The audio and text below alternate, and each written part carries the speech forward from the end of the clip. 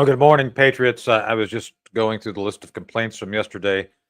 Apparently, Monty Python does not like being taken out of context. No, I'm joking about that. They clearly John Cleese didn't call me, as far as you know. Anyway, good morning. Good to see you all. It's good to be seen. Good to see everybody. I'll be in the chat as soon as everything catches up. It takes time for our technology to get caught up so I can jump in and chat. Why that is, why it takes time, I have no idea. Here we go. Good. Hello. Hold on. Let me say good morning. I can write, I think. Good morning. Like Mr. Rogers. Speaking of someone who's not Mr. Rogers, is Chris Cordani. Good morning, Chris. Good morning, and it's a beautiful day in my neighborhood. In fact, I hope so. I actually wrote a sketch back when I was in college called Mr. Kruger's Neighborhood. Oh boy. Yeah, it was great. And then, what did it cover? Well, I had Freddy Krueger pretty much interviewing people. They interviewed people and killed them afterwards. And then, of course, Mr. Dahmer's Neighborhood, which was a cooking show. But I like that one. It's a beautiful day in the neighborhood, a connoisseur's delight in the neighborhood. So it's not Kruger. It's not the Kruger from that goofy spy series, which I'm wearing spy stuff today. For those who don't know the symbology of what's it? It's the cartoon spy guy. Because they have a character Kruger. His mother drinks. Oh my God, I'm having Archer. Archer. I love Archer. Archer's great. Yeah, I like Kruger Archer. Is a character in Archer. Well, what's great is they had that crossover with Archer and Bob's Burgers. That was pretty cool. I missed that. I'm going to check that out. That sounds interesting. Yeah. In fact, if you're, I was thinking for one moment, I was actually thinking you were referring to this old classic cartoon that I used to watch when I was very small, and it wasn't Undercover Elephant, although I used to watch that too. It was, oh my gosh, it was, here it was, Inch High Private Eye. I remember that show. Yep. I remember there was this whole thing where everybody was kind of like getting clues. They had it's usually a team of kids or one particular private investigator with an animal. Yeah, it goes along with millimeter mounded Tony Fauci, the small doctor, pocket-sized Dr. Fauci. Yeah. Then there was Undercover Elephant, where he would he has this mouse as a sidekick. But he every time he would get a message, it would self-destruct in 5 seconds. It was that parody off of Mission Impossible. I used to like the cartoons because they were parodies, or they referred back. I did too. Referred back to old stars and old shows. Well, it's interesting we got on this tangent, but we're going to be talking about Joy in a second. But let's talk about cartoons. So I used to like H&R Puffin stuff, which was. Man, oh man, I had no idea that was drug related at the time. It's like, and Witchy Poo I thought was a pretty wacky character, if I can use that word this early. So yeah, she was. Gretchen and Sid and Marty Krofft, man, were those guys on drugs or what? I mean, man, things they got away with in the open, huh? They knew kids though. I mean, I would glue myself to the after school before I do my homework. I would glue myself to the TV to watch The Lost Saucer. Far Out Space Nuts when it was on, the Krofft Superstars, which is pretty much the conglomerate of everything, and what was it? The other one, H.R. Puffin stuff, and Lidsville with Charles Nelson Riley. By the way, so yeah, he was. I've always liked that guy. I don't know why. Anyway, but there's another show that I liked, which was live action, which was, believe it or not, the Ghostbusters with Forrest Tucker and Storch, Larry Storch. Hey, Larry Storch was class. Larry Storch and Forrest Tucker, F Troop guys who were in this, they called it Ghostbusters, which I don't know how they got around the copyright on that. I mean, this was before Ghostbusters. And they had this big old gorilla. Well, it was a fake gorilla. It wasn't a real, I mean, it wasn't like, it was like Alec Baldwin in a gorilla suit. I'm not saying it was him. I'm just saying it was like him. Anyway, but I'm just saying it was very interesting. And that was a funny show too. I liked Ghostbusters, not the later one, the Forrest Tucker and Larry Storch one. So it was good. Hey, I still like the movie Ghostbusters. They were pretty. I loved, but they were funny. That wasn't bad. Different bird. And no, we're not counting the Lady Ghostbusters. No. Oh no. That's not canon. That's like, oh God. Did you hear what's her name? I guess the one who played the female Winston, right? The what was it? The Jones. I didn't watch the movie. I have no idea. Well, I'm not talking about the movie. I said when the third movie came out, the third real Ghostbusters movie came out. The women or the one woman, Jones, SNL woman. I guess they were all SNL. Oh, He was saying, yeah. I did not watch that one. and I did they're not not watch canon anything with because Jones. they excluded the real Ghostbusters from their canon. So you can't be Yeah. part of that canon world and expect I to be. know. That would be Yeah. DEI. That would be horrible. That was a DEI movie. That's why nobody went to see it. I mean, it's not No. included, by the way, on the Ghostbusters. Like they have a Ghostbusters collector set. It's not on there. Well, that's because it wasn't really part of that world. It was just Yeah. something that was put there, and people. It's something that nobody wanted, but something that people do want is Karen. Good morning, Karen. Here. Hi, good morning. And it's crazy that you're talking about movies because last night I saw the evil overlord in a movie. I'm not even kidding. Not kidding. What? Last night on Netflix. I am not joking. I'm in bed and I don't even want to recommend the movie because honestly, the movie to me was woke and not something that I want to tell anybody to watch. But in the midst of this movie, right? In the midst of this movie, Fox is on the TV back in the day, and guess who's sitting on the couch? Can you even? Well, Wow. I thought he was. I looked up and I said, he's famous. He's in Hollywood. He's in the movies Yeah. now. Who knew? Well, I thought he was in Remember the Titans. Oh no, I'm just kidding. That was the coach's I mean, real he name. might have been. No. Who No, knew? there's the coach's real name was Ed Henry. I thought you were talking Oh, about really? Phantasm 5 for a second. No, I came in the middle of that conversation and you were talking about movies and I'm like, this is too funny because I was sort of half asleep and I wasn't even really into the movie at that point because at that point Yeah. I was a little bit angry because I'm like, how did I turn this on? But you're invested and then you got to watch it through. And then all of a sudden I look and I'm like, wait a second, that's on the TV. It was really funny. Who knew? I don't Well, even that think is he funny. knows, so hopefully he's watching. Well, it's good. It's It good wasn't that this movie. Nightmare on Sesame Oh. Street. No.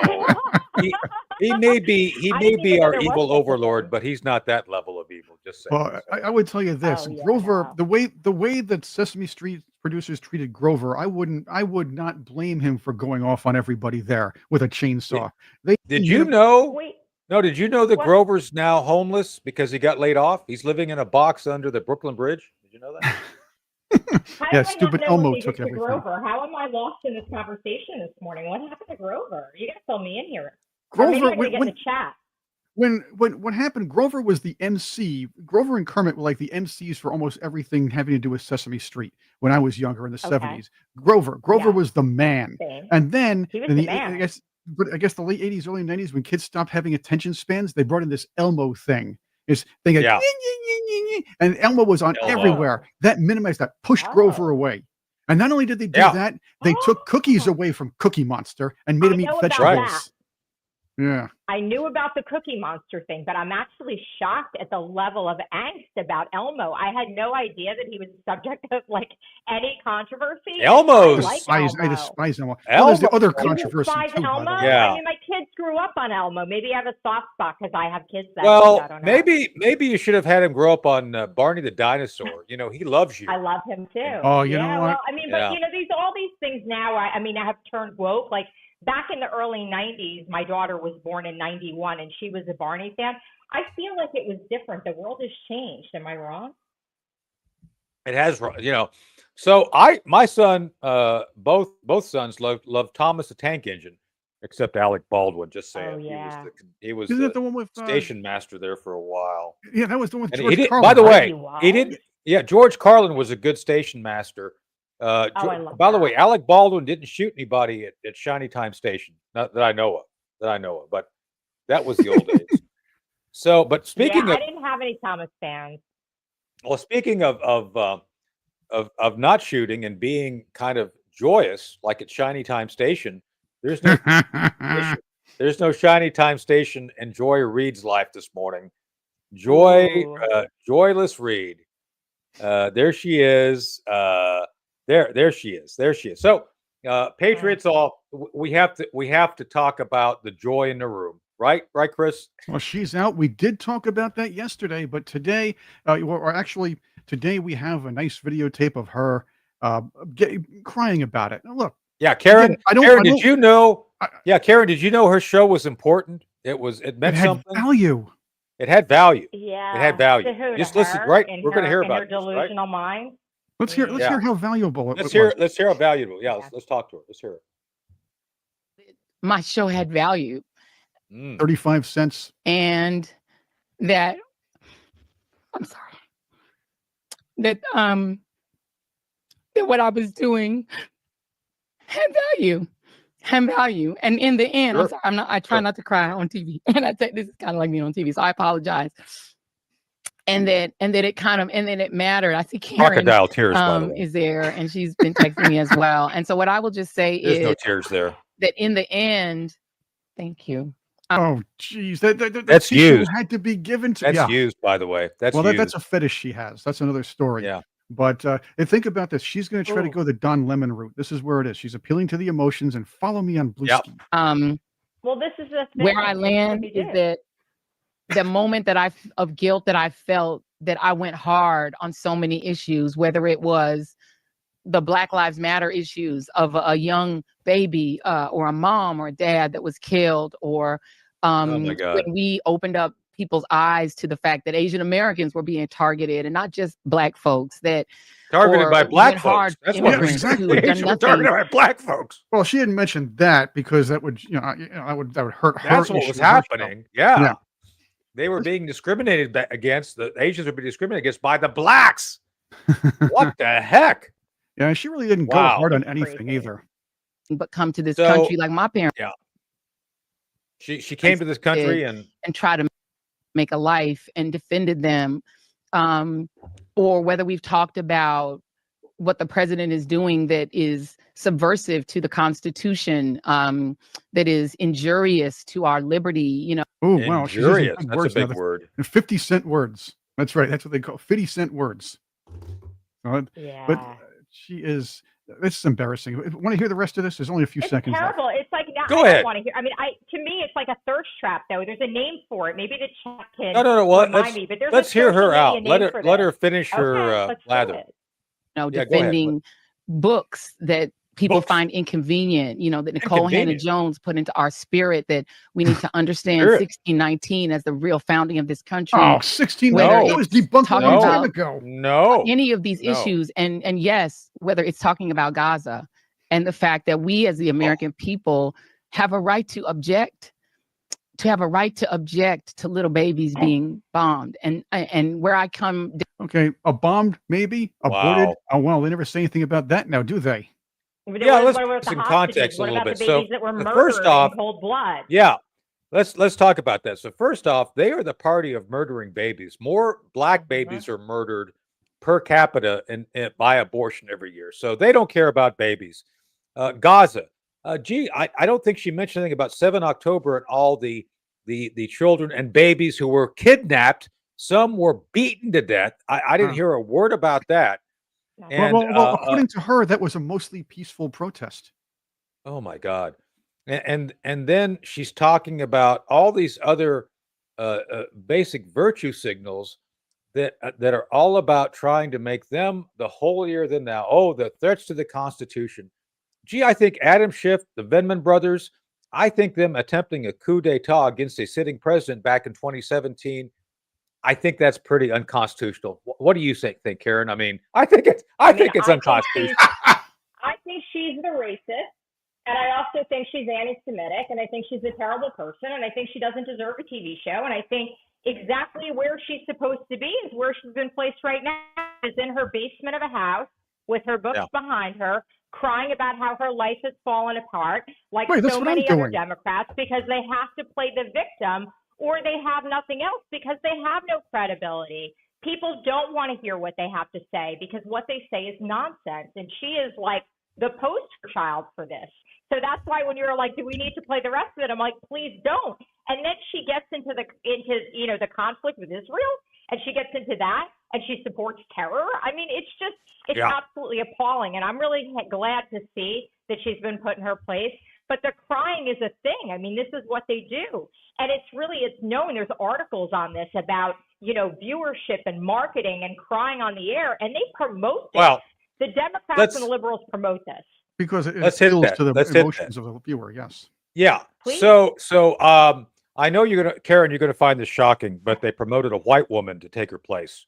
Jen Psaki, and an act of what would you call it? Like anti-DEI. Anyway, Jan Psaki, the wacky who's redhead. Who's she sleeping with? I mean, who's Jen Oh, sleeping with? Like, I have a million questions. I'm sorry, I'm going to say it because honestly, I don't know. She is absolutely just another person who I think is just absolutely disgraceful. So I don't even it gets so under my skin that these people still exist in the peripheral, because I would have thought they would long be gone from the public eye because Americans don't support them. No. So how these networks are staying alive is going to be amazing, because once Doge gets a handle on this, Tony, it's all over. That's my point. Right. Well, that's my point. No, that's my point, because they're not changing. They're changing diapers. They're changing one stinky diaper for a fresh diaper that's going to be filled up pretty quickly. Not that I'm saying Jan's a stinky diaper. She kind of is. She kind of is. Maybe she's a slightly cleaner diaper. But Tony, I want to talk about this from a programming. But I want to comment on this. How is it, Karen, they're being permitted to replace a black woman, an empowered black woman, with a white chick? How is that possible? I don't know, maybe because she's a ginger, she falls into a minority category. I'm not sure at this point. Like, honestly, what is the story? Yeah. This is from a programming standpoint. What is the reason? There's some reason. What is it? But it doesn't really matter, because whatever you put your finger on it, the money that is supporting these networks and allowing these people to continue to be in the public eye should be dismantled at this point, because they're receiving funding. I agree. I agree. It's going to all happen. It's going to come crashing down, no? I have the answer to this. This is from a purely programming standpoint. They are copying CNN and Fox. That's what MSNBC is doing. And hear me out on this one. You know how Fox trots out the news bunnies, and they've always have trotted out news bunnies to anchor the news and anchor a couple of shows. A CNBC trots out fairly attractive women, very attractive women, to come and spew out their liberal garbage. Unfortunately, the roster that MSNBC has is kind of thin, which makes Jen Psaki the hot babe of that entire lineup. So that's why they're pushing her in the forefront. Chris, are you saying that Karen Turk is our news bunny here on the channel? Well, is she? What you're saying? Well, I know you both are prettier than I am. I'm the dork. So that's it. No, I'm here. I'm the guy that should put a paper bag on his head. So that's a different story. No. But I'm saying you're not wrong about Fox. But Fox is no longer Fox. Fox is CNN 1999.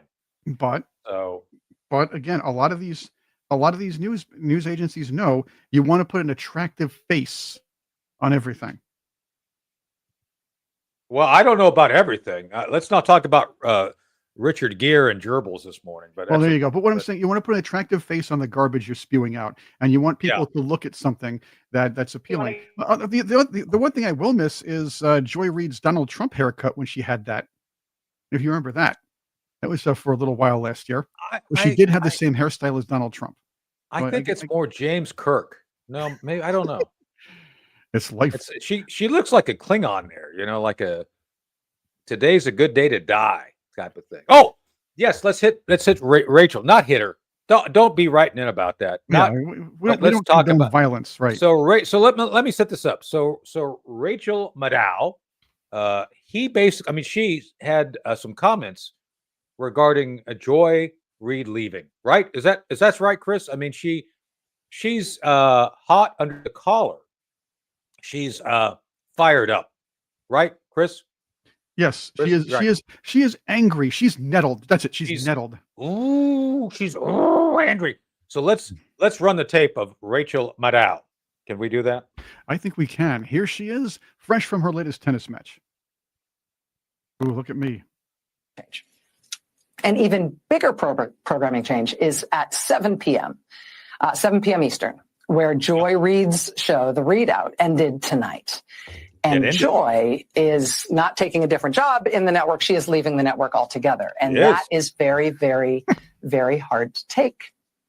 No, I am 51 years old. I have been gainfully employed since I was 12. And I have had so many different kinds of jobs you wouldn't believe. I didn't know she was trafficked. But in all of the jobs I have had, in all of the years I have been alive, there is no colleague for whom I have had more affection and more respect than Joy Reid. I love everything about her. I have learned so much from her. I have so much more to learn from her. I do not want to lose her as a colleague here at MSNBC. And personally, I think it is a bad mistake to let her walk out the door. It is not my call, and I understand that, but that's what I think.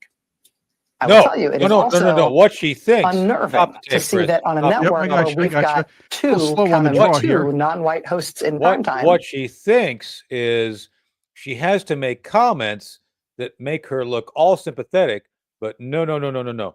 It's all about the Benjamins, baby. She's not doing a thing to actually support her. She's not saying, she should stay or I'm walking. No. This is, hey, sorry, it's really sad you're leaving. I'm going to say a few things, but it's all phony because I'm not going to cry and I want my money. Where's my money? There's a tape about that out there. There is. Show me the. This is what we do, though. When somebody leaves, we talk about them, we say something nice about them, and that's what happens. Everybody kind of says that, whether you feel that way or not.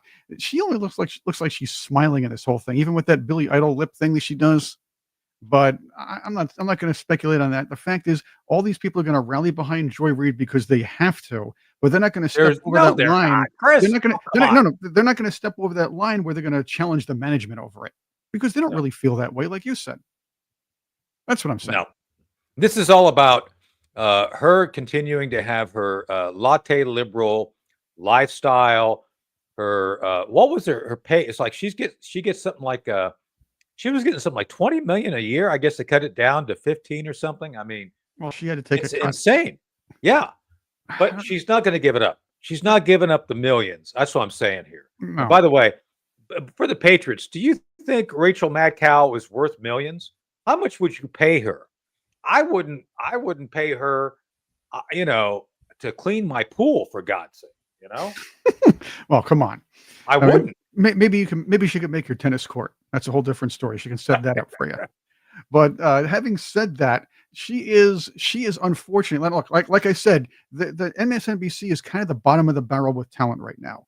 Remember, Jen Psaki's the hot babe of the group right now. This is their cleanup hitter. This is their main go-to commentator. How much of an embarrassment is that for anyone? Well, I think Keith Olbermann's available. Maybe that'll bring him back.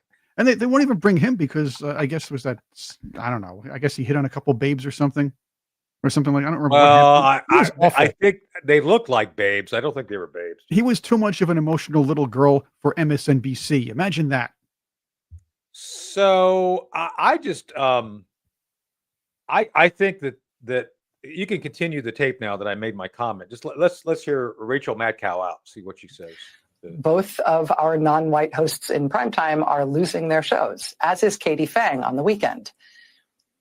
And that feels racism. No matter who replaces them. That feels indefensible. Bigoted. Not defend it. And racist. Yeah. And your network. Just one other piece of it that you should know. From your side of the TV screen, you will mostly see changes in terms of who's in the anchor chair. And actually, everybody who's going to be in anchor chairs from here on out are great colleagues and great at what they do. White. And you are They're not all going white. to be disappointed. Basically, like you're saying. And great colleagues in white. Well, this is what you're saying right now. You've been saying this all along. Rachel Maddow is happy she hasn't had her head cut off. She knows where her bread's buttered. She is going to say something to appeal to the audience. And great colleagues. Yeah, great colleagues. They're great this and that. But she's damn well happy to be the one that makes all the money. And probably the reason why some of these people were cut because she's so darn expensive. Think about that. And who's on our air and what you're going to be seeing. But one thing you cannot necessarily see is that the people who get our shows on the air, they're really being put through the ringer. Dozens of producers and staffers, including some who are among the most experienced and most talented.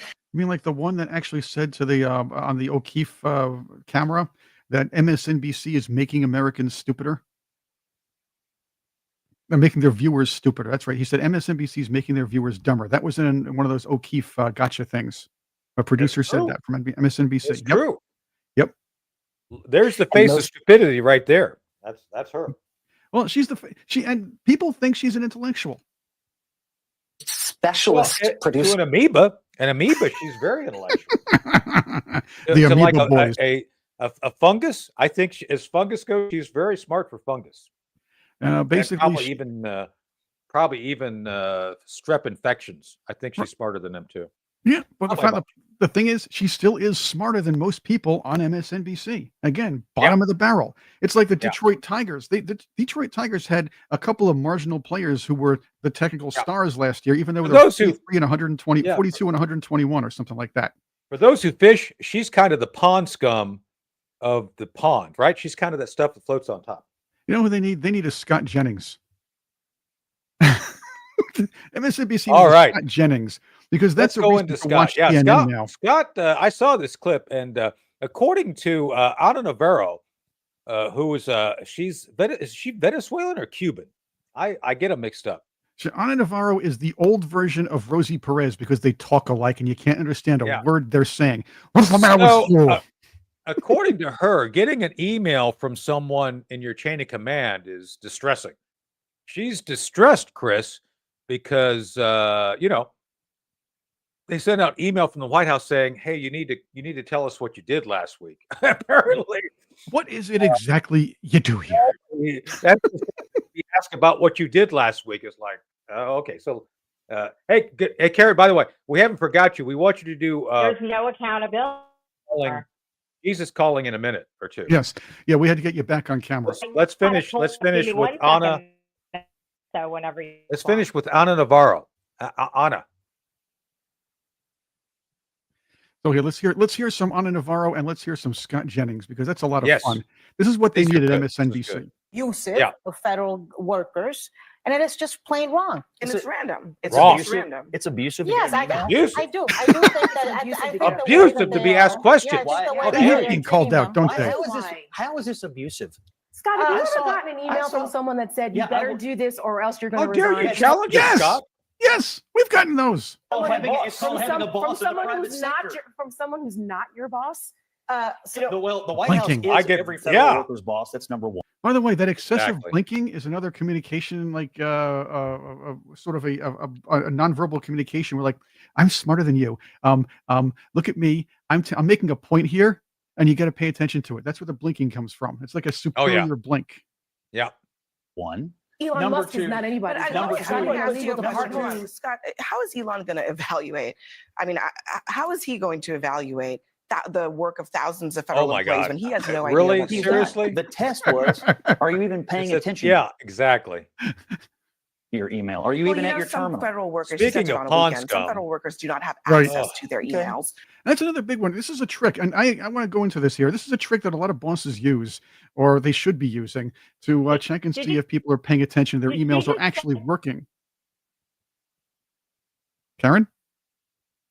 I think she's frozen again. Yeah, I think Karen. So what we're going to do is when she's surprised. Yeah, we are having a little problem with Karen's.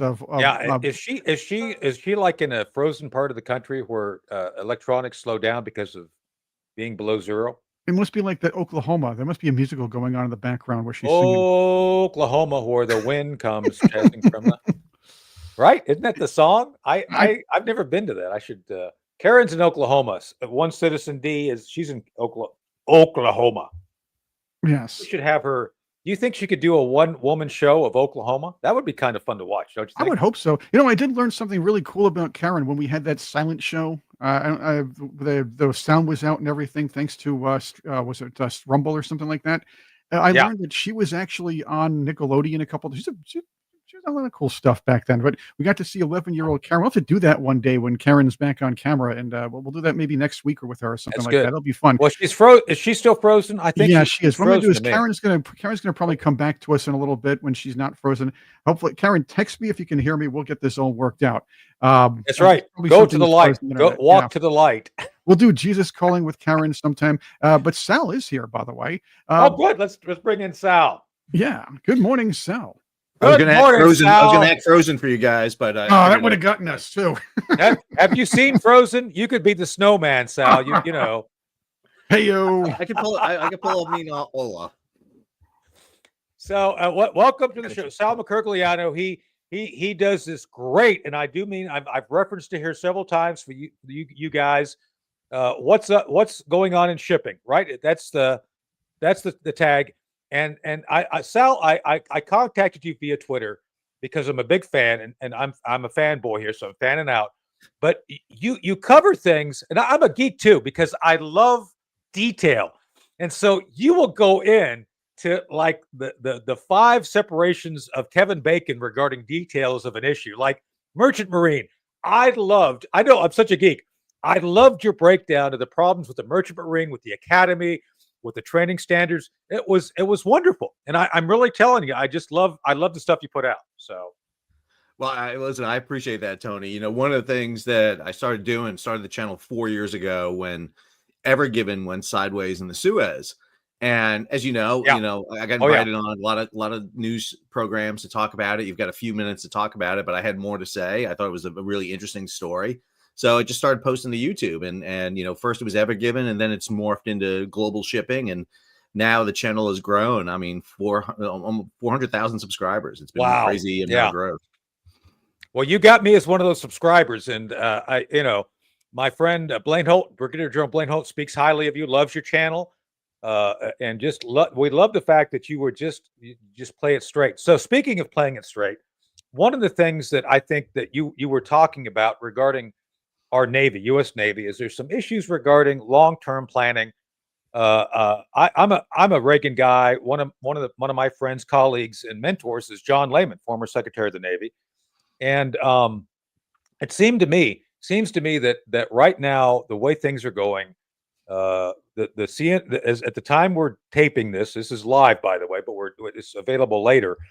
Franchetti, the CNO Franchetti was relieved. Now, I'm not here to comment on anything regarding her relief, other than she was a qualified. She actually had a very long career with actual commands of actual ships underway.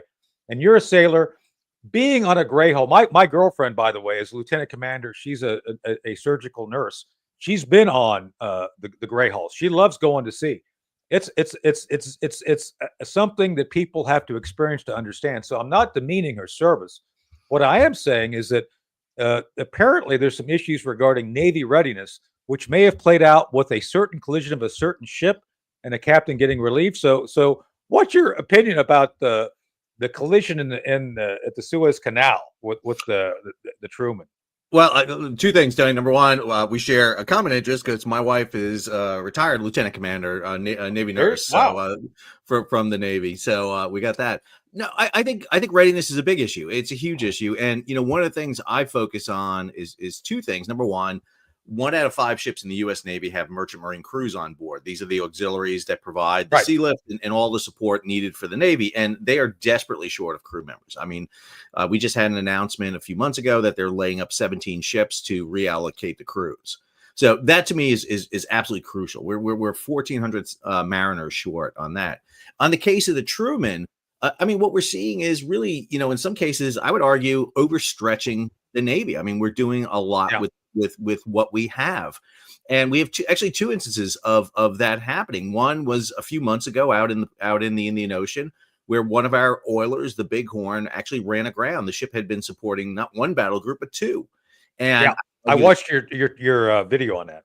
Yeah, and so I would argue that ship was really overtaxed. You're putting a lot of strain on the crew. In the case of the Truman was coming into the Suez Canal, and having sailed through the Suez Canal multiple times, I have to tell you that it is one of the worst areas to sail in. It is a zoo of shipping. It is the Beltway during rush hour. It is just everything you can imagine. And unfortunately, the captain of the Truman put his ship in really the worst spot possible. He was heading toward the entrance of the Suez when the northbound convoy, there are convoys, there are groups of ships that come in and out of the Suez, when that northbound convoy was coming out. And so I use the analogy of being in front of us, the doors of a high school when school's out.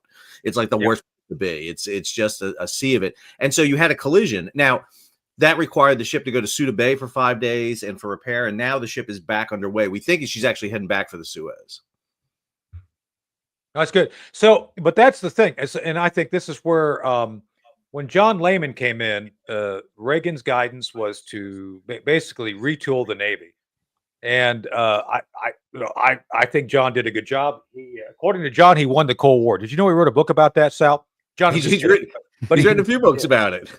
Yeah. So thank God for John Lehman winning the Cold War. Thank you, John. Anyway, but the idea here is that we do actually have to look at a series of things relating to the Pacific. So one of the other podcasts I love is the unauthorized history of the Pacific War.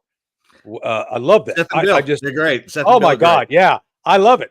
And I listen to that at night smoking cigars. Just saying.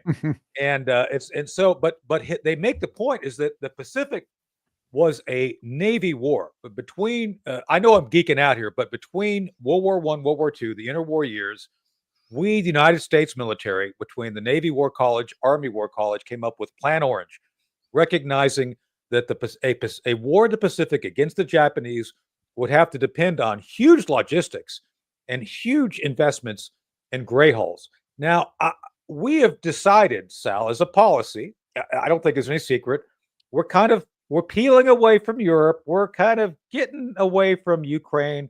We're now looking at the Pacific, looking at our allies, the Philippines, Japan, Korea, and recognizing that if we're going to have a credible presence, military presence, it's going to have to be sea power. Would you agree with me on that? Oh no, I think you're exactly right. I mean, the Pacific is a big honking ocean. The Atlantic is a pond compared, 3,000 miles Atlantic, 7,000 miles of the Pacific. It is the tyranny of distance. Yeah. And so to do that, though, and this is one of the things I do recognize, and I think I've already recommended to certain people at the Pentagon, we'd look at doing a Plan Orange for the 21st century, just saying that, by the way, Joe Dunford, Chairman Dunford, had asked us to do that with Tony Kucolo at the Army War College. By the way, Sal, Navy War College wouldn't play for any whatever strange reason at the time. But we had John Kim, the Commandant of the War College, former Commandant Tony Kucolo, and the Chairman of the Joint Chiefs, Joe Dunford, saying, "Hey, we need to look at how we would do something in the 21st century regarding this." But with that said, the people who seem to be taking this most aggressive is SINCPAC. SINCPAC seems to understand. Look, we've really got to build some sort of a path to being a credible military in the Pacific. So based on what you see right now, what does the Navy have to do to get back in the game to be a credible deterrent, a credible military force in the Pacific regarding the deficits you currently see? Well, I think if you look at the Navy in itself and the military in general, we have, the carrier strike groups, we've got the submarines.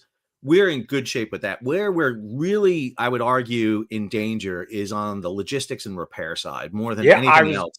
I was going to bring that up. So, one of the things we did is we've recently closed the Red Hill fuel facility. We got rid of 6.5 million barrels of fuel. If you study Pearl Harbor and Bill and Seth are great, and I've been talking to them about doing a logistics episode, is that one of the things that'd be wonderful.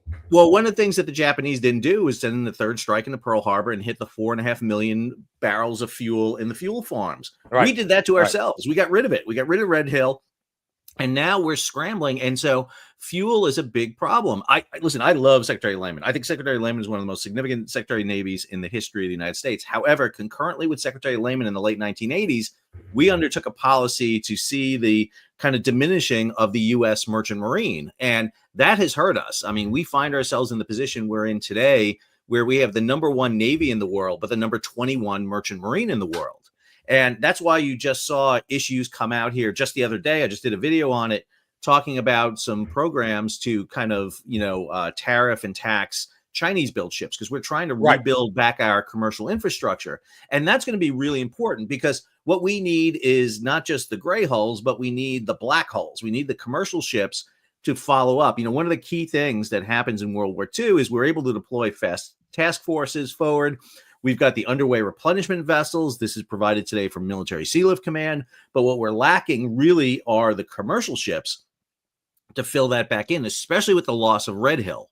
And not only that, we also lack the repair facilities. If you've seen the amount of repair facilities we have, they're overwhelmed. I mean, Pearl Harbor and Puget Sound, they're doing all the nuclear submarines, but there's very few repair facilities on the West Coast. A lot of what repair facilities we have and a lot of our strategic sea lift is located on the East and Gulf Coast. This is one of the underlying reasons, by the way, that you had Secretary Rubio going down to Panama because of concerns that should China and Taiwan get into a fracas, what happens if Panama sits there and says, listen, we're going to be neutral. We don't want to choose sides. So we're not going to allow you to surge 2/3 of your strategic sea lift fleet through the Panama Canal or allow you to bring ships back in to hit the East and Gulf Coast shipyards. And that would be cataclysmic for the United States. Well, no, I had to drop my son off at the airport this morning, so I was up at Norfolk. And obviously, if you drive from Norfolk over to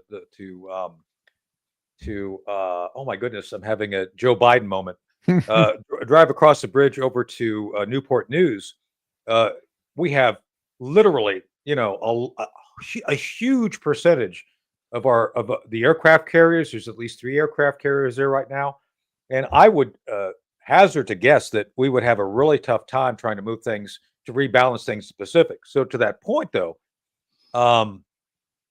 we haven't, I think, taken the time to understand how to counter also the Chinese in their building. Now, one of your shows, you talked about the capacity that they have, huge building capacity compared to ours, right, Sal? I mean, huge. I mean, orders of magnitude more than ours at this point. Yeah, the Office of Naval Intelligence came out with a study where they estimated that China has 235 times the shipbuilding capacity. To put that into context, last year, China built 51% of the world's shipping. So they're 51% right off the bat.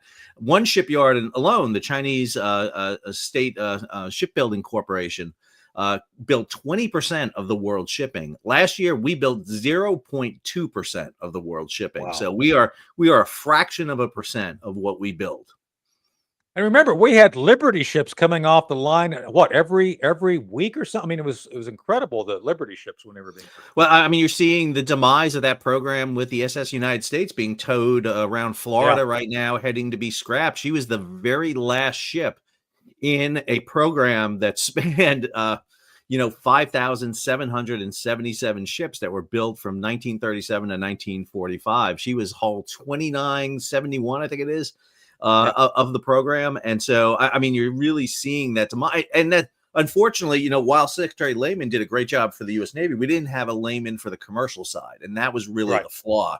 And so while the U.S. Navy was able to build and develop and really morph, we lost it on the commercial side. We basically deferred, and we believe that, hey, foreign ships, open registries, Panama, Liberia, Marshall Islands, and these foreign ship companies will help us. What we see right now is that foreign ship companies are really adverse to risk, a la the Red Sea and the Houthi. They're not going to take risks. And, if they're going to be scared by the Houthi, what do you think the Chinese are going to do to them? Oh, so I've cited your figures regarding the Red Sea and the disruption of shipping and all the insurance issues. And again, go check out Sal's channel. He goes through all the different insurance stuff. He talks about the insurance, what drives the actual costs of the shipping and percentages, risk mitigation, all that stuff. So I highly recommend you go check it out. I mean, I'm a geek and I love this stuff, but I think you'll learn a lot about why things are the way they are. But Sal, on that point, I'm an Army guy. And so one of the things I started off as a lieutenant in a unit called the 371st Support Group, Corps Support. We spent a lot of time working Corps level logistics, which included Army shipping.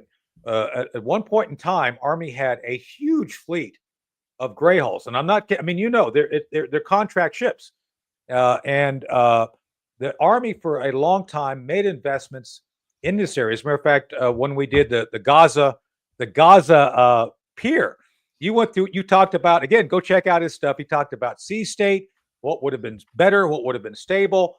Basically, they picked the wrong option. I don't want to talk about that today. I know we could go into that whole dock issue, but I want to stick on the 30,000 foot issues. But to me, Army had made an investment. I was a reforger guy. I actually deployed to Germany during the 80s. We would actually exercise moving huge amounts of armor, of equipment, of personnel of supplies to Europe. Sal, I don't think we could do that now if we were told to do that. I mean, am I missing something here on that? No, it'd be a huge challenge. I mean, one of the things we haven't been doing is investing in that strategic sea lift and that ability to do it. The Army, for example, has been phasing down its afloat pre-positioning program along with the Marine Corps very quietly without a lot of attention. That was really the tip of the spear. I mean, if you look at 1990 in Iraq, even 2003, it was the fact that we had these ships preloaded with equipment. You could drop a brigade of the Army, brigade of the Marines, and be ashore in no time whatsoever. And then we had reserve ships back in the United States that can surge up. And what we see right now is, number one, that a pre-positioning fleet has been gutted. The Army watercraft that are needed in case you have to go over the beach for a JLOTS, a joint logistics over the shore, that's been gutted. That's what we saw in Gaza. And more importantly, that reserve fleet that's sitting there in the United States is basically on average about 45 years old each ship. It was tested in 2019. It's supposed to be at an 85% readiness. In other words, 85% of the ships are supposed to be able to get underway in 5 days. When they tested it in 2019, 40%. So if you're Admiral Paparo sitting out there and you're sitting there going, well, okay, I'm going to have 85% of the surge sea lift capacity coming my way. He's not, because it's just not ready. We're depending on old, battered ships that are over, 40, 50 years of age. If you're depending on me to come save you, that's the analogy right there. You don't want me to come save you. I'm old and battered. You don't want old battered ships coming to save you. Well, it seems like we're all going to have to be thrown back into service if something really bad happens, because so the knowledge you're talking about, even let alone the equipment, the knowledge, like I went through as a lieutenant learning about logistics. I'm an intelligence guy, and I recognized early on that, man, unless you can have the resources available to throw combat forces forward, they're worthless. I think it was Omar Bradley talked about the issue of, you need to have an understanding of logistics to be able to win. And to your point, the Pacific was, a war based on logistics. One of the things about the unauthorized podcast, unauthorized history, the unauthorized history of the Pacific War, they point out, Sal, constantly how much we were just overwhelming the Japanese by numbers. I mean, a number of the things that they've talked about is during these invasions, you would see literally 1,000 ships deployed forward and all these oilers, everything else coming up constantly to replenish. And so I don't know if anybody has thought this through, but to go and be at war, essentially it appeared, we got, full disclosure, everybody knows it, chasing terrorists in the desert is not a peer-to-peer conflict. It requires a completely different set of skills regarding an understanding of how to act in real time. I would compare it to being essentially a patent lawyer versus a trial lawyer for all of our lawyer friends out there. A patent lawyer, you kind of take your time, you're meticulous, you can go do all these great things. A trial lawyer, you got to think on your feet. You got to be able to pick up, figure out where something is at, put it up there in front, and make a point. So we don't have the ability to be trial lawyers in the process of maintaining a peer-to-peer conflict. So Sal, has anyone? Well, let me caveat this. I'm going to be pushing for this, but do you know of anyone who's actually war gamed at a realistic level what it would take for us to get prepared or come out of a war game to understand if we're going to actually challenge a peer like China, what does that look like regarding having to rebuild our capability to be prepared for that? Well, I'm not in the classified level, so I'm out of that. Nor am I, but I'm just saying. I have heard they have done it. My concern about it is I've been asked to give briefings and discuss this. My concern is that the military and even a lot of the government don't understand commercial shipping. And it's my little niche is being like the ship whisperer, where I can talk about exactly and being able to discuss this because it's a key thing. And I think you're hitting on a point, Tony, that's very important. I just did a course on the Second World War with my students. And one of the things we studied and we understood very clearly, and I had them understand it, is that Germany and Japan fought a series of short wars. That's what they were planning for. Short war. Go into Poland, go into France, go into Soviet Union. Take Southeast Asia. That's what they were planning for. Short wars. And the reason they planned for short wars is because they couldn't fight a long war because they lacked the logistics. They knew it. They knew they couldn't do it. So they had to fight a short, quick, decisive war. The United States realized we're not going to be able to defeat them unless we plan for the long war. That's the war they can't fight. Yeah. And my concern is that's what China's planning on doing. If you look at what China's doing, so they're stockpiling. They're putting all this material together, and they know that the U.S. can fight a short war in the Pacific, but can't fight that long, protracted war because it's got the shipbuilding capacity, it's got the repair capacity, it's got the ability to do things that we don't. I keep playing this analogy where in World War III in the Pacific, we're the Japanese and the Chinese are the Americans, and that's I was about to say that. That's the scary analogy. And again, I think they war game it, but I don't think, as usual, they'll get past like the first kind of few months because that's where the logistics hits. The first months you can do it. You can do it without a problem. The problem becomes in World War II, the problem becomes is that gap period from the end of 42 to mid to late 43, where you're just hanging on. You're basically at a deadlock in the Pacific. And I think, Bill and Seth would say that. We were basically at a deadlock. We'd stopped the Japanese advance. We had grabbed Guadalcanal. But what changes everything is the flood of stuff that arrives in 44. It's the new. It's everything that's brand new that had been building before the war started, comes in. And you can't start building once the war starts. Because if you start building once the war starts, that's too late. We learned that in World War I. But that's the part of the challenge as far as I'm concerned. And I think this is why Joe Dunford, Chairman Dunford, and Tony Kukolo and John Kim all said we need to examine this because Sal, I don't know if you agree with me right now, but 38, 39, 40, we kind of had a sense of what was coming. We were able to start putting into a design process, and you and I both know some of those holes that were laid down in 39, 40 weren't ready until 41, 42 because it just takes that long. So some of the ships we actually had available had been started, right at the beginning of the war. And other things were developed, better ships, better technology. But the thing was we had a running start. I'm not convinced we were in a position to have a running start right now is what I'm saying. So no, I agree with you, Johnny. I mean, a little known piece of legislation, the Merchant Marine Act 1936 is passed. It is bipartisan across the board. And the idea is to rebuild the Merchant Marine because what we found out is when we had the Shipping Act of 1916, we get into the war in 1917, we can't build ships fast enough. So they passed the Act of 37, they start building ships. And what happens is they plan to build 500 ships over 10 years. And if you look at the first 50 ships that are built, 37 of them go into the U.S. military. They're used as auxiliary ships, as troop ships. And the very first ship is SS America. That's the very first hull in the program. SS United States is the last ship in the program. But on that same slipway where they built America in Newport News, they built the battleship Indiana, then the aircraft carrier Yorktown.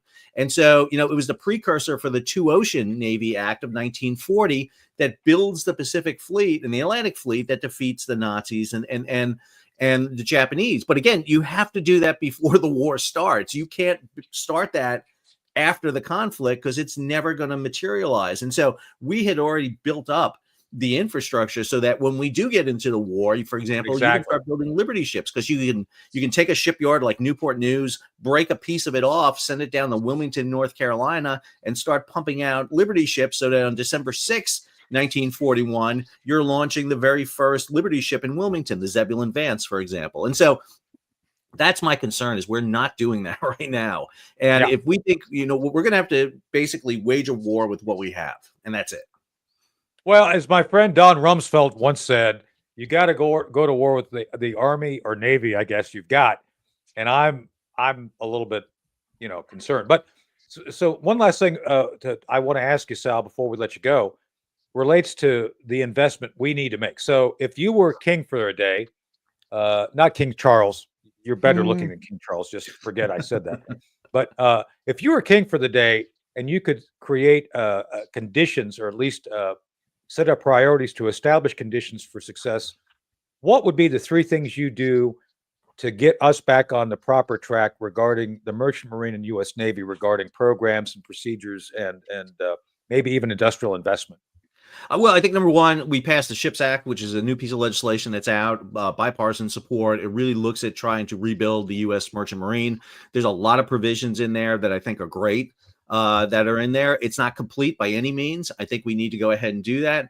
I would start a shipbuilding program under the auspices of the United States, where we build commercial ships, lease them out to commercial firms, identify key routes we want to get ships onto, so that we can put U.S. flag ships out on those key routes, lease them to commercial shipping companies, get them out there, start challenging them. Again, the largest shipping company in the world is Costco, the Chinese overseas shipping company, not the big box store, but the Costco itself. 1,500 ships. We have a grand total of about 190 in the entire U.S. merchant marine. So I would do that. And then really the third thing I think is crucially important. And something I try to do on the channel is really start educating people about why this is so important. I think that the key issue that we've seen happen is that we've had a whole series of incidences from Ever Given forward. We've had the instance of the supply chain crisis. We saw a major American port close with the Dolly. Just really educate the importance of that global supply chain. I think, Secretary Lehman was great. He embraced the Navy military side of sea power. What we didn't embrace is the commercial side of sea power. Go back to Alfred Thayer Mahan, classic book. My good friend Nick Lambert wrote a great book on this not too long ago, where he talks about the fact that true sea power isn't just military application, it's commercial application. And we understand that trade is key. The problem is our trade isn't in our own hands. We only haul about 2% of our total trade on American ships. And I'm not saying we should haul 100% by any means, but what I'm saying is all Chairman Xi has to do to hurt us is tell the CEO of Costco, hey, slow the ships down, make them 2 days late into the United States, and it causes chaos across American ports. That's with a phone call he does that, or a tweet. I mean, he can do it any way he wants, but it causes havoc, and we can't hit back in any appreciable way against that. Yeah. Well, Sal, God bless you. Thank you for being here today. It's been wonderful having you on. I'd like to have you come back and talk about the Straits of Malacca and some other strategic issues, because while we do recognize they are outpacing us, they have vulnerabilities, which I don't think we fully have explored or discussed in many great detail, because I think any given day, they've got about 2 weeks of 2 to 3 weeks of oil. That is China, because they too depend on they have a limited supply internally. So that'd be something I'd like to discuss regarding how we would deal with a China like that. So. Johnny, I'd love to do that. I think maritime choke points are really key, and I think the Belt-in Road needs to be understood not from always a military standpoint, but from a commercial logistics standpoint. And I think that's a lot of things why China does what it does, for fear of the South China Sea. They're vulnerable, and I think people forget that. But you have to understand, prior to World War I, there was an entire office of the Admiralty that was devoted to economic warfare, and we need to be thinking about that ourselves. So that's why we had you on. So go check out Sal's channel, what's going on with shipping. It's extraordinary. I mean, I'm a geek. I don't know if you are all as geeky as me, but I love it because I love the detail. And again, it's not welcome to what Sal does things to explain not only why things are happening, but how we got there. And then he also makes very constructive recommendations. So Sal, God bless you. Thanks for having joined us this morning on Wake Up Patriots. Thanks for having me, and I'm glad you got Karen back unfrozen. Yeah, we too. Hey, how are you, Sal? Great listening to you. Fascinating. I hope to be on when you're on again. The Rumble I chat appreciate was that going very crazy. much. Thank you. We'll do this again. Thanks, Sal. Yes. So, Karen, welcome back. Man, Thanks. was it like? And I'm on my phone now, which makes no sense. You like I mean, were you like in the Marvel universe in some alternate timeline or something for a while? But she wasn't. No, Captain it's Marvel. you know what it is. I have a brand new MacBook in Florida, and I have an iPad that sometimes I bring back and forth. And today I used my old good Mac computer, which I think is from 2014, and it's still kicking along. But I think this morning might have been its last morning. It's only charging at 6%, and it couldn't keep a stable connection. So now I'm on my phone, and the connection's fine. So I think my Mac has bit the dust. So it's kind of like Joy Reid, only as a computer, right? Is that what you're saying? Yeah, it's been good to me though. Unlike Joy Reid, I mean, this computer really, like, how do you have a computer for 11 years? Like, who does that? And it really works great. But I think today was it. I think it kicked in. I'm talking to you all on it. This computer was set up when I moved into this house 3.5 years ago. it was my temporary setup. It became my permanent setup. I have not changed a thing other than add a 4K video to it. Right. So, I love technology. I love. So, but speaking of things we love, before we go, I know we want to have you do Jesus Calling. So, Yes, and I was able to pull that up on the old faithful Good. Mac, so I can see it, and I'm going to read it to everybody because it's a really good one today, because it's about slowing down, and maybe that was the message in me not having a connection. Today it's Jesus Calling, February 25th. Rest in my presence, allowing me to take charge of this day. Do not bolt into the day like a racehorse suddenly released. Instead, work purposely with me, letting me direct the course one step at a time. Thank me for each blessing along the way. This brings much joy to both you and to me. A grateful heart protects you from negative thinking. Thankfulness enables you to see the abundance that I shower upon you daily. Your prayers and petitions are winged into heaven's throne, the room when they are permeated with your thanksgiving. In everything, give thanks. This is my will for you. So maybe that was the message, Tony and Chris. Yeah. It was slow down for a minute. Well, yeah, I think. Let's put it this way: we should all slow down a little bit. And your Mac has proved us. Well, your Mac has brought a couple questions to me. Who does keep a computer for very long? I do have a laptop that lasted. That's I guess I bought in 2013. It's still going strong. But the next question is, what does a hamburger company know about computers anyway? There you go. There you go. I mean, this is not a Big Mac. This is a MacBook Air, but I do have to say, like, I'm impressed. Like, I was an IBM person. I had, the regular PCs, and this was my first Mac. And at first I didn't really use it. And then I used it, and it's been everywhere with me. And it's kind of sad. It's like the end of a decade with it. It's Take kind of care crazy. of your things; it'll last. That's what my dad always told me. It's nice. That's right. Yeah. That's yeah. good. So Yeah. I'm Well, gonna do today's it. you can give it some downtime, just like Joy Reid's going to have a lot of downtime. Maybe she can come on with you, Tony. Yeah. So anyway, well, thanks for Patriots being here. Karen, thank you for being here today. I'm sorry you were in some Marvel Hulk It is what it alternate is. universe fighting off Doctor Strange and Yeah. and the Red Hulk. I don't want to get into the Red Hulk today, but we could talk about that tomorrow a little bit, maybe. Okay. No, well, you guys talk there's about a that. horrible I'll be back movie next out. Tuesday. Yeah, there's a horrible movie out called what I didn't even know what it's called because Harrison Ford plays the Black Hulk or the Red Hulk. So that's how bad it is. Like, okay. Anyway, we'll skip that today. But Karen, thank you for being here. Thank Chris, you. thank you for being here. And by the way, check out Sal's channel. What's up with shipping? I know it was kind of geeky, but I swear to goodness, I loved it. I thought it was great. I was sorry I wasn't there. Yeah, he makes it interesting. You saw him. He teaches class, but he makes everything very interesting. I think it's important, like he said, for people to understand really what's going on. And he's one of those voices in the wilderness saying, "Hey, we need to change our course, or else we're going to be the Japanese in another war, like World War II, and we don't want that." So just saying. So And tomorrow's guests are Dawn Perry, who's going to talk to us about what's currently what's happening in the UK with what's happening here. And it's pretty bad when it comes to censorship. Dawn is a sweetheart. She's wonderful. Yep. Yeah. And Cousin Vinny's going to join us because, well, we have to do that. And he's not a sweetheart, but he's a good guy. That's right. We'll have a lot of fun. That's right. Tomorrow. Yeah. Take the cannoli. I can't even talk. Take the cannoli. Take the cannoli and leave the gun, right? Isn't that his line? Well, yeah, I would say that, but I would also say, you know what? Take them both. Yeah, I was going to say I want the gun and the cannoli. Because if somebody tries to steal the cannoli, how are you going to defend yourself? That's right. Yeah. That's right.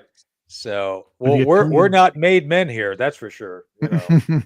Yeah, we're not, and not like what happened to Joe Pesci in that other movie, Goodfellas, where he was almost a made man. It just didn't quite work out for him. Yeah, he was made like the like an Obama chef. That's right. Ooh. I have to say, We didn't talk about it, but I love that Cash Patel wore that paddle border tie. That was iconic. I love Cash. Yeah, I think awesome. that was the best part. Like him being confirmed and just knowing that now we're going to pull everything apart. I'm so excited to see how that all goes. And now Dan Bongino, This will be I have to fun. say, Rumble Chat, I'm so glad that we're this community, and I've seen how you've been going crazy, and I'm on the same page as you. Let's plan a week from today to talk about all that, because by then, Yay. theoretically, the Epstein list will be out. That's going to be interesting.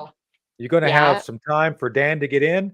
Several of our friends are now getting into the Pentagon, so we'll be able to talk more about that. Sean Parnell, I'm going to ask Sean to come on the show. He's the new spokesman for the Pentagon. So nice. Sean will be fun. He's been him on the show before, but it'll be fun to have him on as spokesman for the Pentagon, right? Wouldn't that be cool? Yeah, why not? Why not?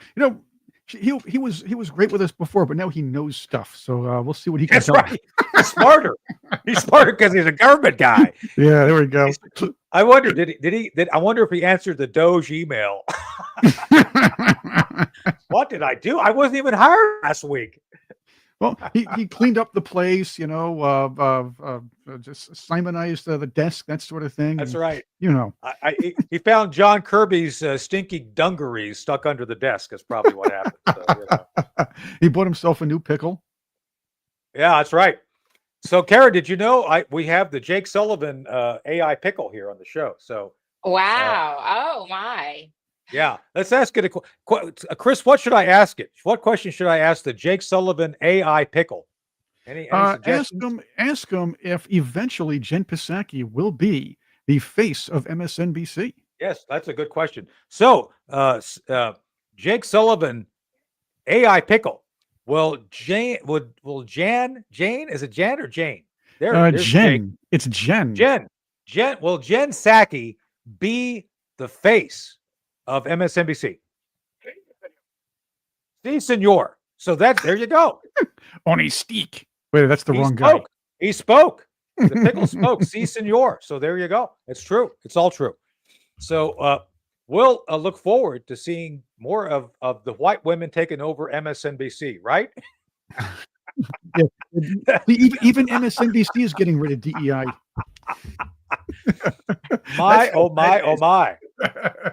That's right. What wasn't it out of the Blazing Saddles? Hey, where are all the white women at? They're at MSNBC. Well, on that note, there we go. Hey-yo. We got to go. We're overtime again. So, bye, everybody. See you next Karen. Tuesday. Bye, Chris. Bye. Bye, Patriot. I'm going to get a new MacBook. Bye, everybody. We'll see you. We'll see you tomorrow.